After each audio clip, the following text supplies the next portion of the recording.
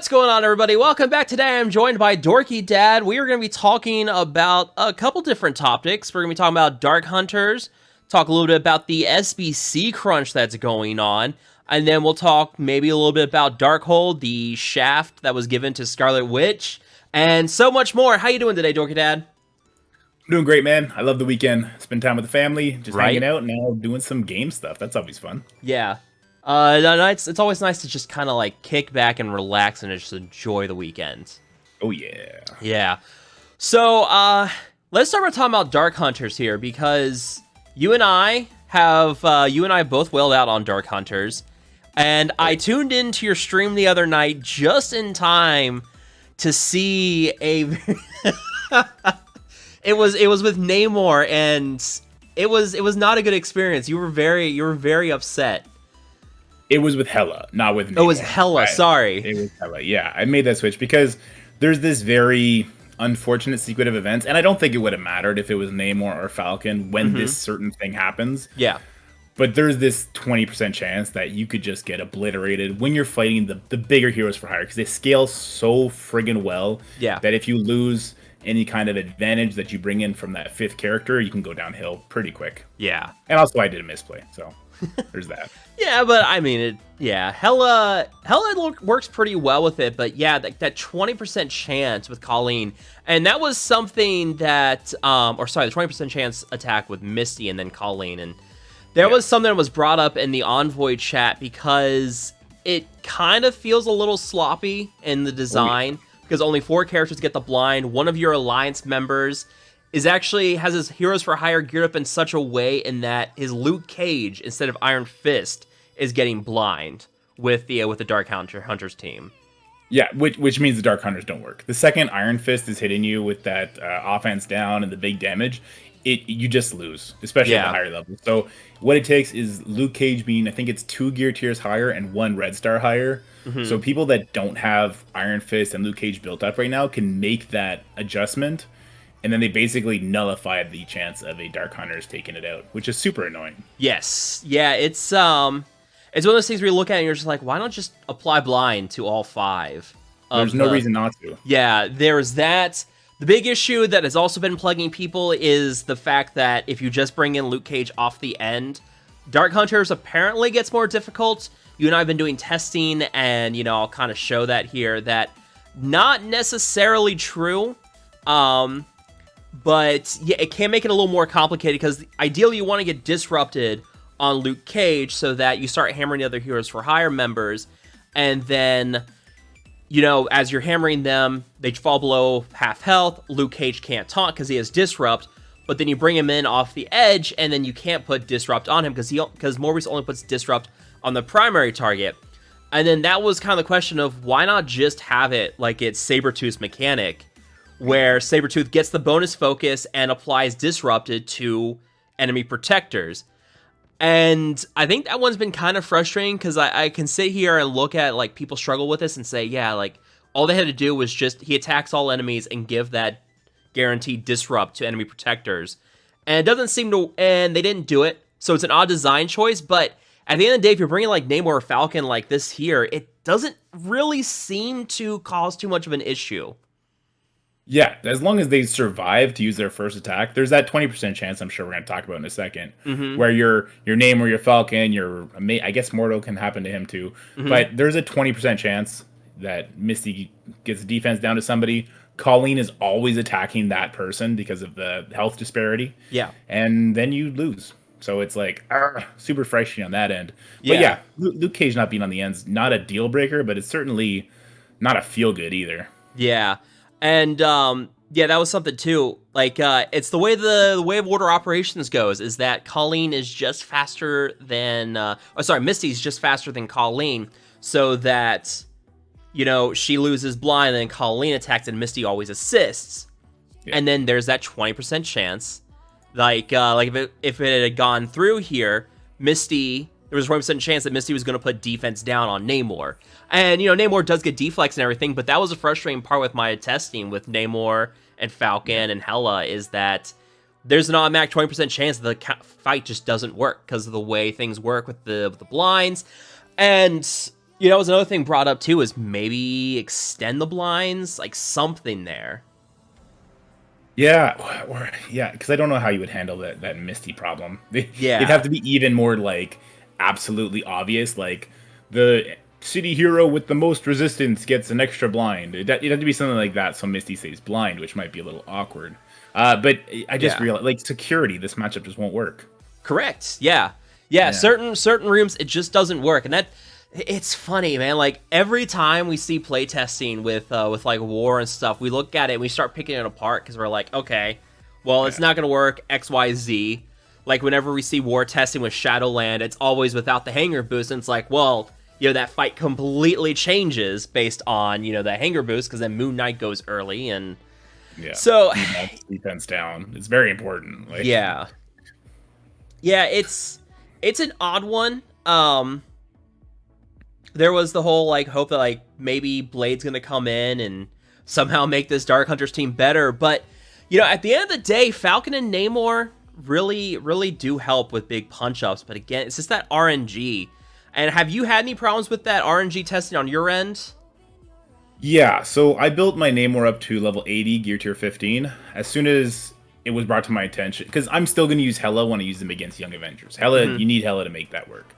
But when I'm doing Heroes for Hire, I'm switching to Namor. He has like 100k extra life at level 80 instead of 85, and I'm going to bring him all the way up. But it doesn't matter. If Misty gives him the defense down, Colleen kills him. And the thing about Live War that you didn't see in the testing is the way people build their Heroes for Hire. Yeah. People don't build Iron Fist as big as Colleen. Correct. Colleen is huge. Shang-Chi is huge. She comes in, and if people start putting her as, like, Raider, and she just starts wrecking whoever you bring in as a fifth, like, that's a problem. Just a 20% chance that the team you built up to do your matchmaking math to make sure your Weapon X can go against Dormammu, your Dark Hunters go against Heroes for Hire, your Eternals beat your Young Avengers. And then if that doesn't work, then everything goes out the window, and it's just chaos. Which people don't want the chaos if they built the team up.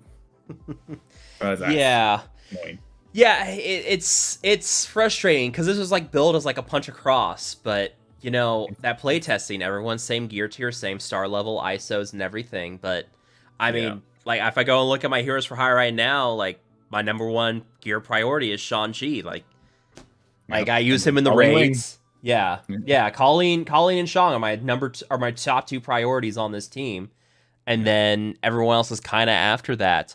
But also, one other thing I did want to mention real quick is issues with flipping defense up into defense down if you're not using Skirmisher with Morbius.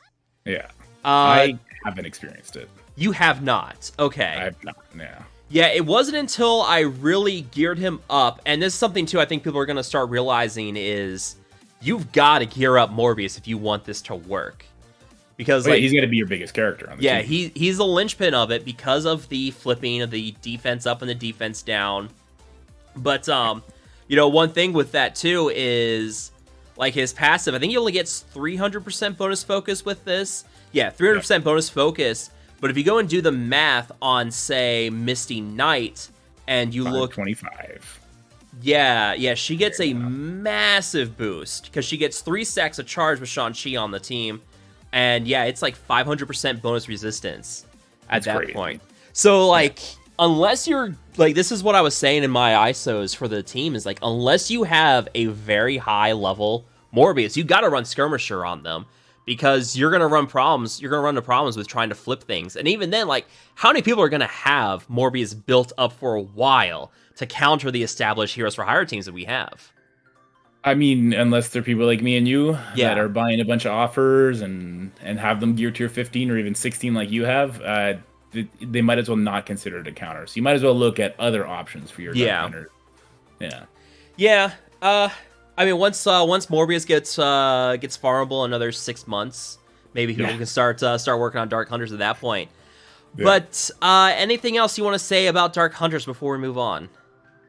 I still love the team. I still think they have a lot of good uses. They really do crush Young Avengers with a Hela. I did a punch across. I think it was 950 versus 940 for me, and I beat it very comfortably. So if you need to make the swap where you're using your Weapon X against Heroes for Hire still, and then using your Dark Hunters against Young Avengers, and then your Eternals can become flex, that's cool. They still have a great use. But then you're not being able to counter a Dormammu, which I know is not a problem for most people. Yeah. So, I mean, at least it works out that most people can say, okay, Weapon X is still taking out Heroes for Hire, Dark Hunters is taking out Young Avengers. Are you run into a lot of Dormammus yet? I mean, there's only like 100 people with it, so hopefully not. Yeah, and 80 of them are the alliances we face. We got Legion has 17, I think Baby Yoda has like 12, and Mutiny is getting up there too in the double digits. So, real quick, can we talk about how ridiculous it is that the top like Kraken alliances are like just not even half their alliance has Dormammu yet? It's pretty crazy, isn't it? And yeah, it's what, 6 months now since DD5 came out?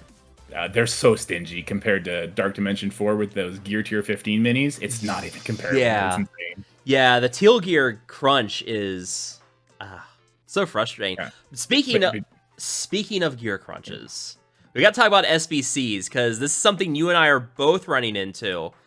And it's not just us. This is becoming a problem. SBCs are getting in short supply for a lot of people.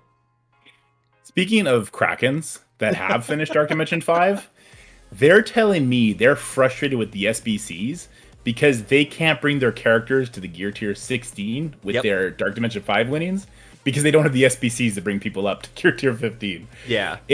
It's I understand they don't want people to max out characters, and I think that's the Gear Tier 15 minis. That's the Gear Tier 14 minis.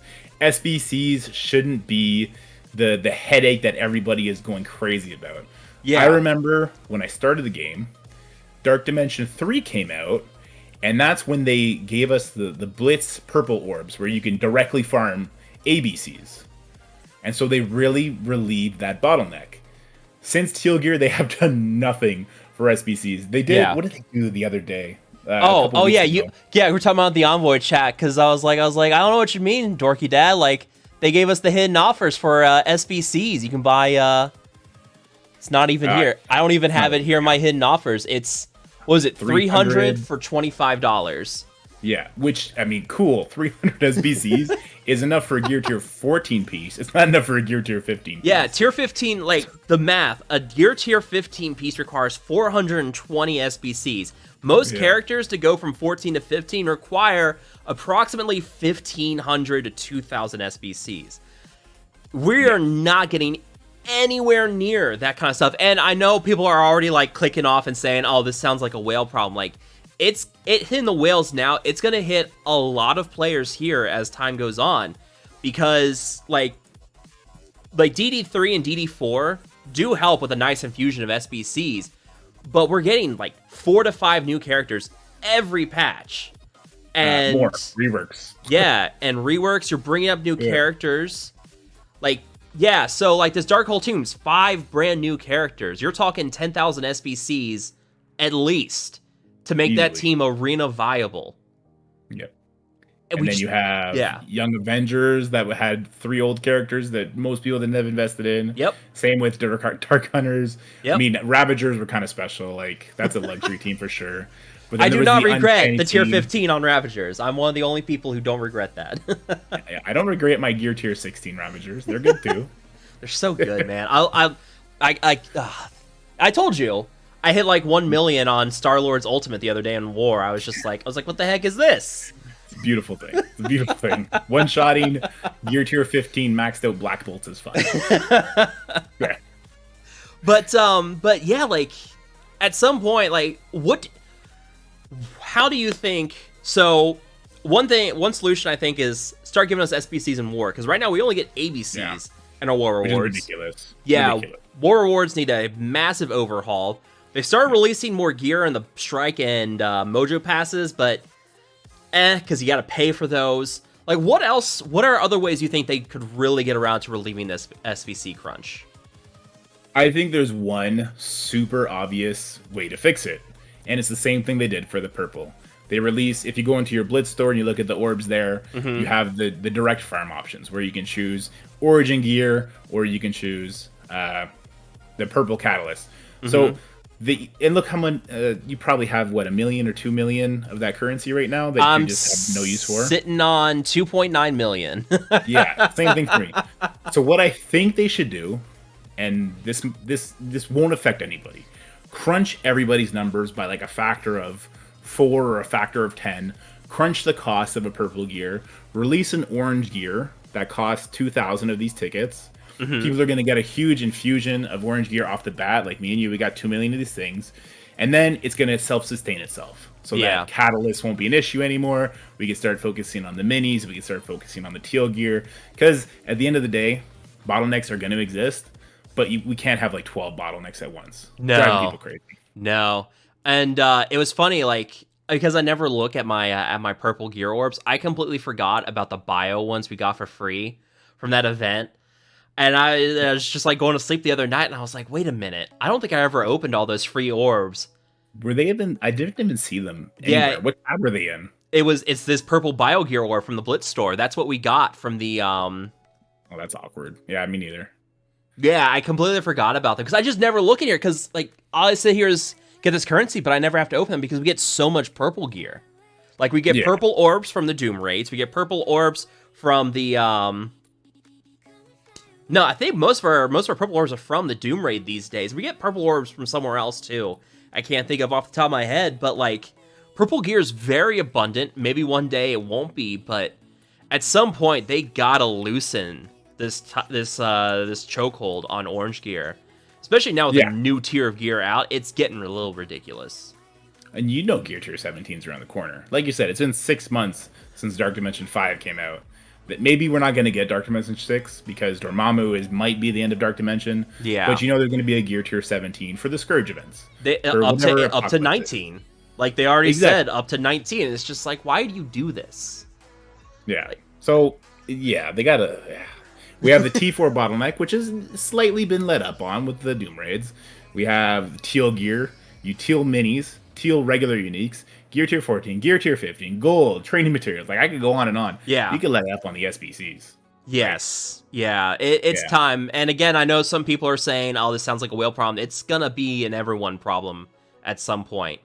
But it's not just that. Yeah. Even, don't you want to build all your characters up to Gear Tier 14? Exactly. So that you can use them in Scourge mode, Tower, all these places. Like, we should be allowed to have fun with these characters. And Gear Tier 12 doesn't cut it anymore. No. Content. At this point, because we're up to Tier 16, 12 just isn't sufficient enough. Yeah. Especially with the massive stat boost that goes from 13 to 14.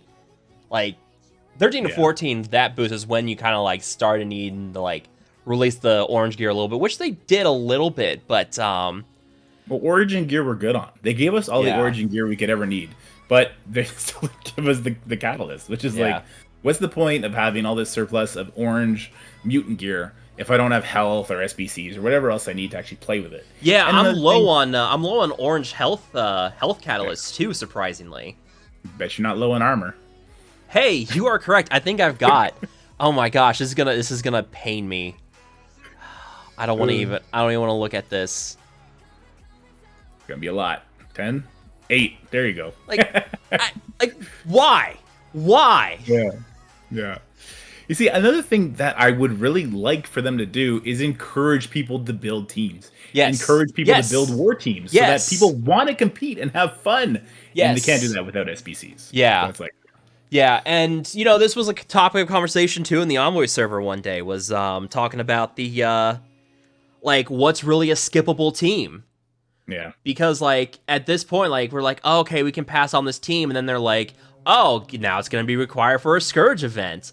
Or, something like that, and, Skilletary, people pass on Skilletaries. There's, a war team, and they're like, oh, by the way, now it's going to be required for this training module event. And it's like... So you can't really, every time we skip on a team, Scopely finds a way to make that team required for something that you really need.